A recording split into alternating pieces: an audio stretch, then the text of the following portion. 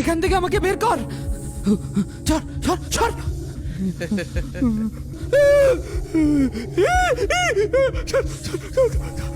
আমাকে বাঁচাও, আমাকে এখান থেকে বের কর।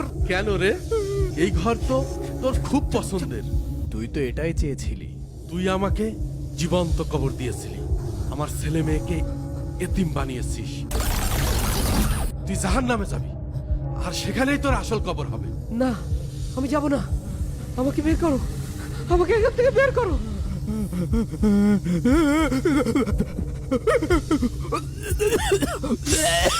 না।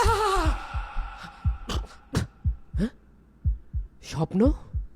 সব তাহলে স্বপ্ন ছিল, কিন্তু আমার তো মনে হচ্ছিল যেন সব সত্যি। আরে দেখ, মনে হচ্ছে একটা মানুষ পড়ে রয়েছে। সর্বনাশ, লোকটা মরে গেল নাকি? নিঃশ্বাস চলছে। চল গ্রামের মাতুব্বারের কাছে নিয়ে যাই।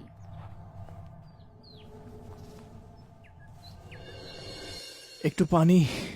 এই ধর ধর, উঁচু কর।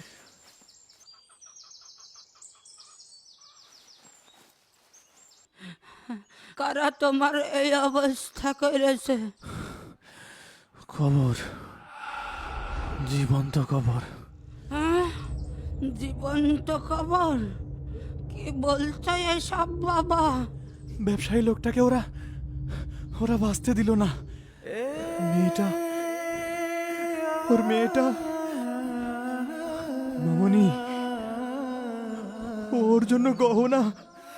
অনেক বড় জুলুম হয়েছে ওর উপর দিয়ে।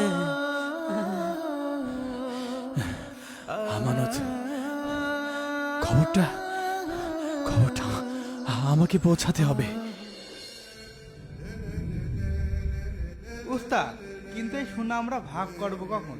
তোদের এত তাড়া কিসের? সব সোনা এখন আমার কাছে থাকবে। উস্তাদ, আপনার কাছ থাকবে কা? ভাগটা তো এখনই করে ফেলা উচিত। থাম, কালু ভাই যা বলে তাই শোন। কালু ভাই আমাদের উস্তাদ না? উস্তাদ আছে উস্তাদের টাকায়, ভাগের বেলায় কারো ছাড় নেই। আমার কথার উপর তোর ভরসা নেই? টাকা পয়সার লেনদেন পরিষ্কার থাকাই ভালো। বেশি কথা বললি ওই হুজুরির পাশে কিন্তু তোমারও শোয়াই দিয়ে আসবানে।